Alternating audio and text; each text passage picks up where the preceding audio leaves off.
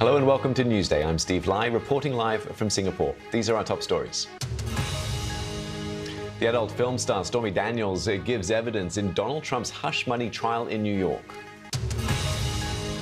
Israel says it has taken the Gaza side of the Rafah crossing as truce talks continue in Egypt.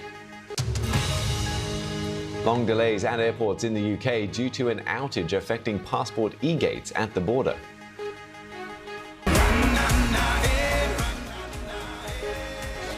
And the world's biggest music competition, the Eurovision Song Contest, kicks off in Sweden. We'll be live in Malmö.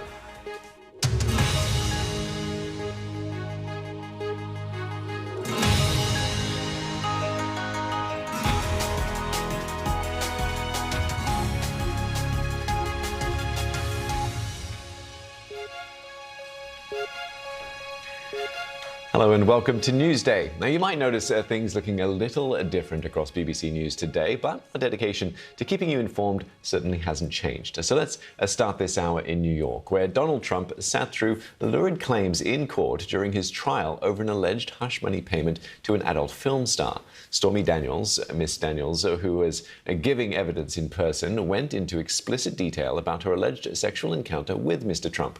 So much so that his defense called for a mistrial. Now, that was rejected by the judge. Mr. Trump is facing charges of fraud for recording the payment to Miss Daniels as legal expenses. Our North America editor, Sarah Smith, has more. Each day, Donald Trump waves to the cameras before heading to court. But this was no ordinary day in this extraordinary trial. Mr. Trump, is this true? Can you sleep with Stormy? Today in court, he had to watch a woman who claims she had sex with him openly testify about it. Stormy Daniels was paid $130,000 by Mr. Trump to stop her going public with claims of a sexual encounter shortly before the 2016 presidential election. Just outside the courtroom, he insisted he shouldn't be on trial at all. And the trial is a very unfair trial. It's a very, very unfair trial. The good news is they have nothing. Thank you. The court was shown this photograph of Mr. Trump with Stormy Daniels as she described first meeting him at a golf tournament in 2006, the day she says they later had sex. It was at this golf course, she says, that Donald Trump sent his bodyguard to invite her to dinner. When she got to his hotel suite, she laughed at him for wearing black silk pyjamas, while he dangled the possibility of her appearing on his TV show, The Apprentice. When she asked about his wife Melania, he told her they slept in separate rooms. As Miss Daniels described having sex on the bed with Mr. Trump without using any protection, she was frequently interrupted by objections from his lawyers. Her testimony was so prejudicial, they argued, the judge should declare a mistrial. He agreed there were some things that would probably have been better left unsaid, but the case goes on. Ms. Daniels was asked if she hates Donald Trump when his lawyers cross-examined her. Yes, she said, as it all got very heated. He had to listen to her admit she had publicly called him an orange turd, and that she'd like to see him jail, as she wants him held accountable. Before his lawyer directly accused Stormy Daniels of trying to extort the former president through the hush money deal.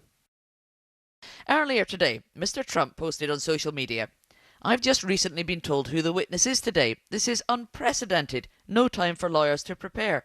No judge has ever run a trial in such a biased and partisan way." He then quickly deleted it. He's already been warned by the judge. He could be jailed if he continues to post about witnesses in this trial. Sarah Smith, BBC News, New York.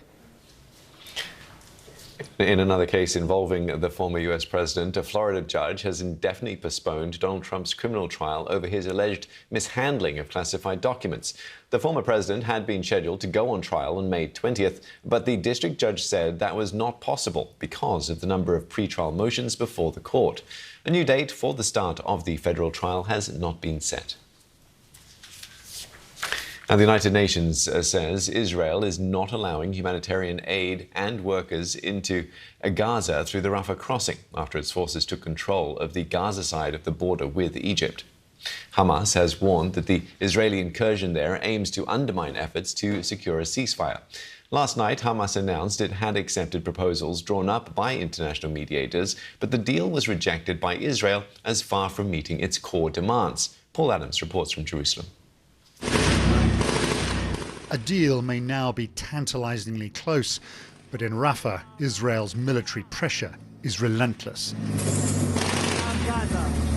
today severing Gaza's last link with the outside world, the crossing point into Egypt, and raising their flag, sending an unmistakable message to Hamas. The noose is tightening. The sounds of approaching war echo among the displaced. Hundreds of thousands of Palestinians living in the sand against the Egyptian border or next to the sea. I don't know where to stay, Ahmed says. People are fleeing from Rafah, and I have my children with me.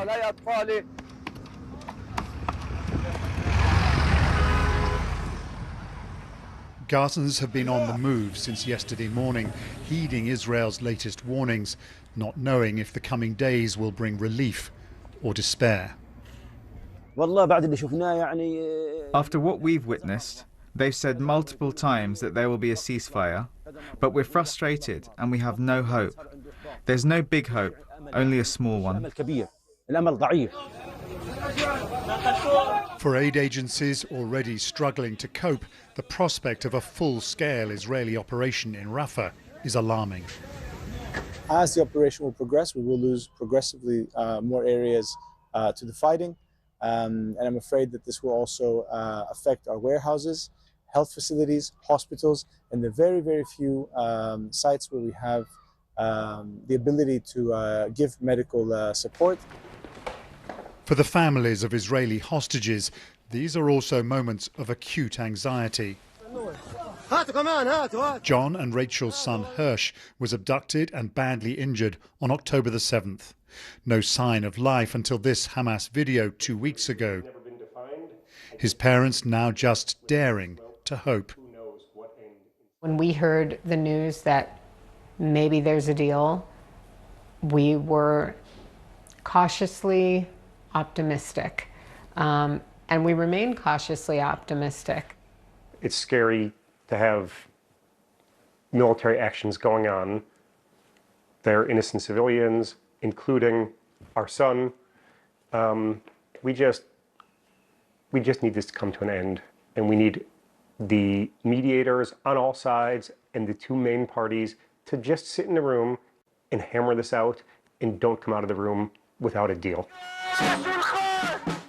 Away from the quiet dignity of the hostage families, friends and supporters are determined to make as much noise as possible, demanding the government do more to rescue Hirsch and all the others.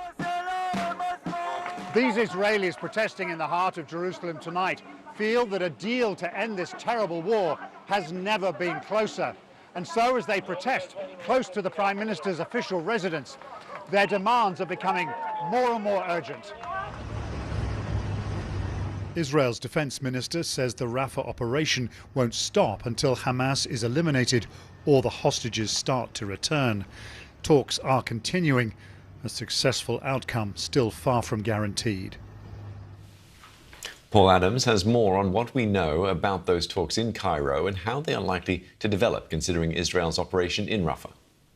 We know that an Israeli delegation has gone to Cairo. Those talks may even have already started. It's a mid-level delegation. It's not made up of senior officials, so I don't think we should expect any quick news of a breakthrough or a deal. But the talks are continuing. An Israeli official has told the BBC that Israel is looking for new answers, and it is clear that there are some significant differences still between the two sides. Benjamin Netanyahu, who was talking about this tonight, said that the Hamas statement from yesterday was still a long way from meeting Israel's core demands. The main sticking point, it seems, is Hamas's demand that this is not just a ceasefire, a temporary ceasefire, but that this does mark the prelude to a final end of this 7-month war. And that is something that the Israeli government has yet to commit to.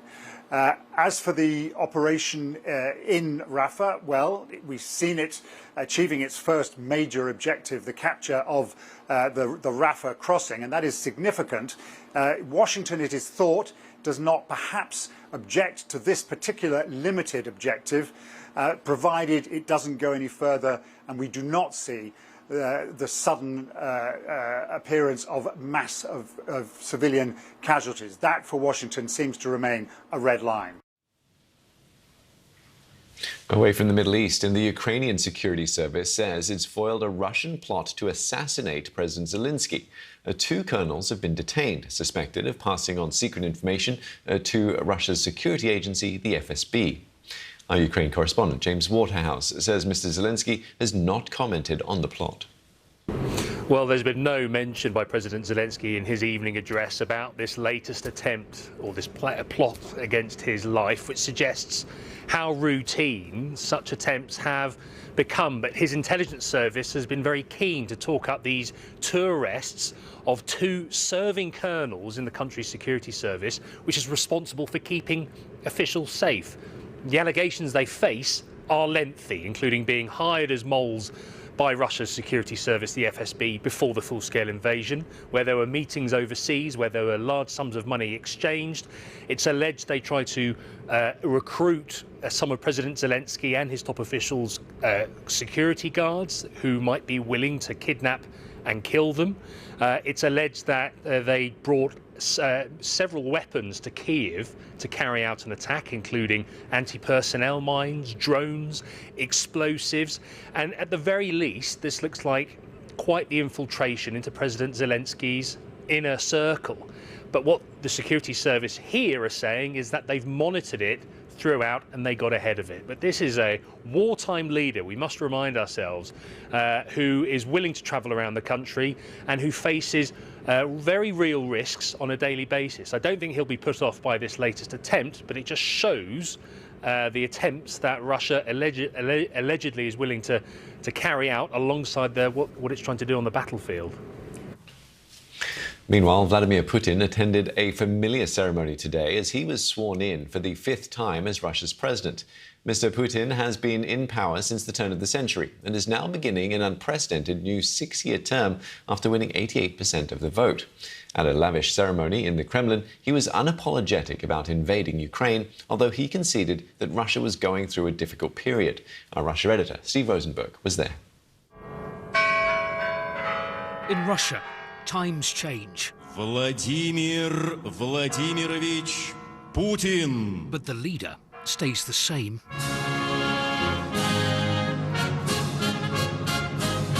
Vladimir Putin strode into the throne hall of Russian Tsars. The gold, the grandeur of the Grand Kremlin Palace matched the image he's cultivating of a modern-day Russian emperor. Vladimir Putin could have walked this with his eyes shut. After all, he's been down this way many times before. He is the longest-serving leader in Russia since dictator Joseph Stalin. This is Vladimir Putin's 5th term in the Kremlin. The oath? To serve the Russian people. And then, the leader who'd invaded Ukraine accused the West of aggression. We're not refusing to speak to Western nations. It's up to them whether they keep trying to hold Russia back and continue their aggression and years of pressure on our country, or seek a path to cooperation and peace. Peace? Here, they're not expecting that anytime soon. The West needs a weak Russia that will fall apart. Putin is standing in their way. So they try to weaken Russia by attacking Putin. We're in the war, and the war is serious, and we're fighting. And you could stop it tomorrow, though, by pulling your troops out of Ukraine, no? Of course not. We will never stop, because we're fighting for our people. It's incredible to think that in the nearly quarter of a century that Vladimir Putin has been in power in Russia, America has been through 5 different presidents. Britain has had 7 prime ministers. Mr. Putin's supporters welcome the continuity as they see it, despite the danger that comes from having one man in power for so long with so few checks and balances. Then, outside, more pomp for Putin and more imperial symbols. Putin thinks of himself now as Vladimir the Great, as a Russian Tsar. Everything now in terms of the symbolism, the way that he refers to himself, this Russia now forged in war for the future, is taking us back to these past patterns in Russian and Soviet history. But it's not just in the Kremlin where you'll find President Putin. 70 miles from Moscow, Big Vladimir is watching you. Western governments called Russia's election a sham. But in the town of Kashira, what do they think of the man who was declared the winner? I like him, says Valentina. Putin does a lot for people. Our pensions aren't big, but he can't fix everything in one go. He's had 25 years, I say. But we don't know who'd come next, she says. Perhaps that's because potential rivals are in exile or in jail, leaving one man running Russia. Steve Rosenberg, BBC News, Moscow. Around the world and across the UK, this is BBC News.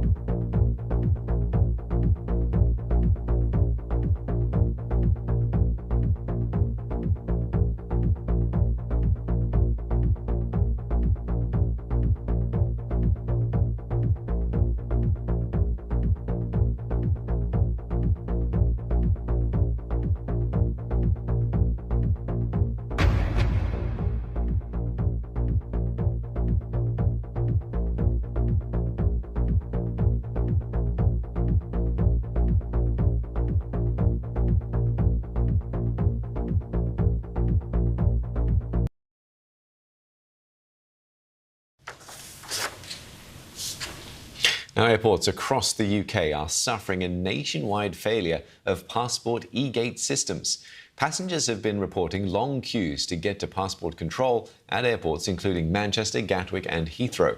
The Home Office said it was working to resolve the issue. Jo McManus is a passenger travelling from Australia to London. She spoke to us earlier from the queue at Heathrow Airport. You should see this crowd. I reckon the queue goes back about at least a kilometre, and it's like triple and quadruple. They've been walking around with cans of water for everybody, but everyone's actually been really patient. I'll just see if I can... You can't really get an idea because it's just wall-to-wall people. Somebody said that it was a system outage and it was nationwide, and it's all the airports. And we've been in the queue now for 45 minutes. We can't get into passport control. That's exactly what we're trying to do. All of these people at the passport control, and yeah, it's chaotic. Well, let's cross over to the newsroom in London and speak to our correspondent, Chichi Izundu. Chichi, we saw there from that passenger, Joe, sort of detailing how crowded it all was while people were stuck in these long queues. So can you tell us where the situation is at now? Well, we haven't been told specifically what the IT issue is or even what caused it, but we do know that it has taken out the e-gates across all major airports in the UK. So that's from Edinburgh right through to Newcastle, Manchester, London Heathrow, Gatwick, Stansted, Bristol airports, Belfast Airport. They all now can't use e-gates. And the e-gates, I don't know if you're aware, they're the ones that you can use facial recognition as your way of getting through passport control rather than having to speak to a border force officer. Now border force officers are having to check people's identification manually, which obviously is leading to the massive queues that Joe was just talking about. The Home Office say they are aware about this IT issue. They say they do apologise for any inconvenience caused and they are working hard to resolve it. Like Heathrow, Manchester Airport is trying to give people water to try and help alleviate the waiting.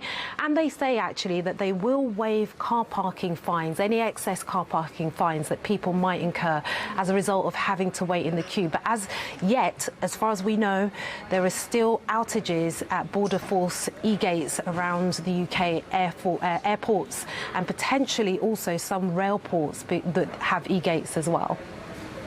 Thanks for getting us up to speed with that. Chichi Izundu there, our correspondent in the London newsroom. Now, staying with the UK, and it's been revealed that Prince Harry will not meet King Charles during his visit to the UK this week. A spokesman for the Duke of Sussex said a meeting between father and son wasn't possible because of the King's busy schedule. Harry is in London to celebrate the 10th anniversary of the Invictus Games, which he set up to help rehabilitate wounded or sick service personnel. Now let's take a quick look at some other stories in the headlines. 90 people are now known to have died in floods that have devastated the Brazilian state of Rio Grande do Sul. Dozens of people are missing and more than 200,000 have been forced to leave their homes. Many areas of the capital state of Porto Alegre are still flooded, and more than 1 million people in the metropolitan area haven't had access to clean water for days. Chinese President Xi Jinping has arrived in Serbia, the second stop on his European tour after a state visit to France. President Xi will hold talks with President Alexander Vučić in Serbia, where China has invested heavily to expand its economic footprint. Earlier in France, President Macron pressed Beijing not to support Russia's war against Ukraine and to accept fairer trade.